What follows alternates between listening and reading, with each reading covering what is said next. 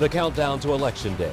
I think it's important to vote, because it makes a big difference. I feel like a lot of people think that their vote doesn't matter, so I just wanted to make sure that I did my part. Tens of thousands of Marylanders already cast their ballots in early voting, while others are waiting until Tuesday to make their choices.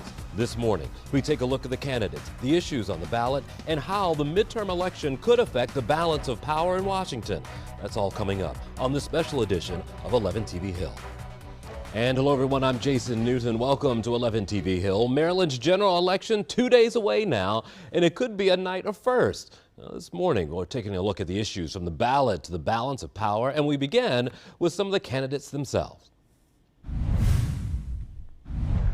The two men vying to be Maryland's next governor could not be more different. Democrat Wes Moore, with an endorsement from President Biden, hopes to become Maryland's first black governor. We all share a measure of hope that we can be a state where every single one of us are actually seen and where opportunity is provided for each and every one of us. While Republican Dan Cox, an election denier, is campaigning on the policies and endorsement of former President Trump. Everyone knows that the last 2 years have been very, very difficult for us, and everyone knows that we need a new direction for Maryland. Although there's plenty of focus on who will be in the governor's mansion come January, two county executives races are neck and neck. In Anne Arundel County, you have Republican Jessica Hare and Democrat incumbent Stuart Pittman. They're running on similar issues from crime to schools to development, but their approaches differ. Look, I love this county. I'm choosing to raise my family here. And over the last 4 years, we've really seen just a lot of passive leadership, things not getting done. I have really come to love the institutions of local government that deliver the services to the people of this county. And I need to continue that work. So the question is, are residents looking for change, or do they want a continuation of the work done by Pittman's administration? And that's a similar story in Howard County, where the two names on the ballot for county executive there are the same as in 2018. Yet this time, the roles of incumbent and challenger are reversed. Both Alan Kettleman and Calvin Ball have set plans for the revitalization of Ellicott City, a choice that ultimately voters will decide. My reputation is more important than any office I've ever held. To me, it's more important that people know that I'm honest with them. During one of the most challenging times in our world history, Howard County continued to make progress. Joining us right now is our favorite pollster, Dr. Malia Cromer from Goucher College. Good to see you. Hey, thank you. This is your time of year. Love it. What I like about your polls, in polls in general, once you call a race right now and you see it's about up 20 points or so, there's not much fluctuation at this point, yeah? Right, I think so. Our poll came out back in September, the partnership poll we did with the Baltimore Banner and WYPR. There has since been two other public polls, one from the Baltimore Sun and one from the Washington Post. They all paint a very, very similar story. Sure. That the Democrats are doing quite well. The Democratic statewide candidates, Wes Moore, sure, Anthony Brown, and Brooke Learman, are up considerably on against their Republican opponents. Polls can miss sometimes. Sure. When you start to get into the margin of error, when you start to get a close single-digit race, that's where you see the uncertainty, and that's where you see, a candidate can sort of pull from behind. It is very rare that a poll, even taken a couple weeks ago, that showed a race with a 20-point bump for one candidate, that somebody could come behind and beat that poll. Maryland continues to look pretty blue. If there was one spot where there's a chance, maybe an Anne Arundel County executive? That is, I think, shaping up to be the potential bright spot, perhaps, for the Republicans. Sure. And Jessica Hare versus incumbent Stuart Pittman. Anne Arundel County certainly has the demographics that are more favorable for Republicans, and she's running a pretty competitive campaign against the incumbent.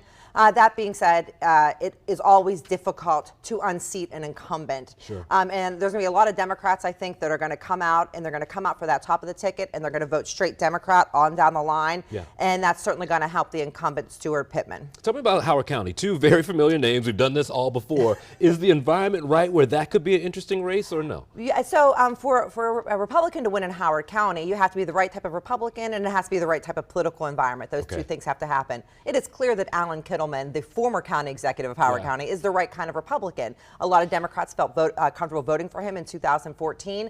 The difference this time around, though, is he is no longer the incumbent. Calvin Ball is the incumbent. And to replace an incumbent, as I mentioned before, the incumbent has to be very unpopular, and the larger political environment has to be just right.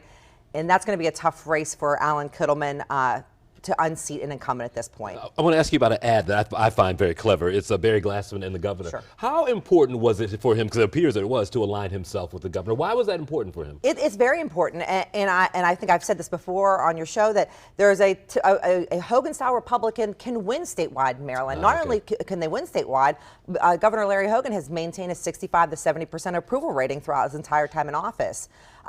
Republican primary voters went a different direction in the top of their ticket races for the governor as well as attorney general. Barry Glassman didn't have an opponent in the Republican primary, and Barry Glassman is the type of Republican certainly that some Democrats would feel comfortable voting for. Unfortunately for Barry Glassman, just like the other dynamics, folks usually, the top of the ticket typically drives voter behavior, and that top of the ticket right now for Republicans is just not a candidate in which Democrats are comfortable voting for. It is interesting to watch a lot of rallies like right now to see who shows up for a Westmore rally or who shows up for a Dan Cox rally. Does it matter to a voter right now? And does that gain any traction with the voters at all? Those are not average voters. Okay. So the folks who show up to a rally are the faithful, the diehards. Yeah. They're going to turn out to vote. So it's good, I think, as a show with enthusiasm. It certainly generates some media attention, and that media attention often can trickle down for the average voter to see.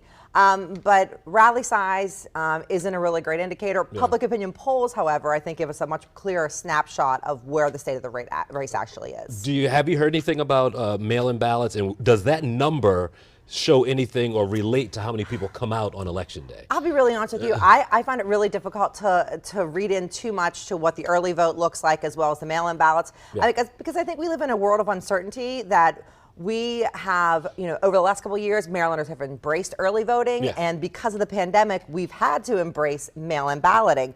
And so to me, I'm not really sure what that looks like, if people are just, how that actually affects turnout. Are people just deciding to vote through these mediums, or are they going to wait till Election Day? I just think it's really hard using the early votes and the mail-in vote count to make a determination right now about turnout. Oh, and there was one race you mentioned off camera we should talk about, AG's race. What do you think there? How's that look right now?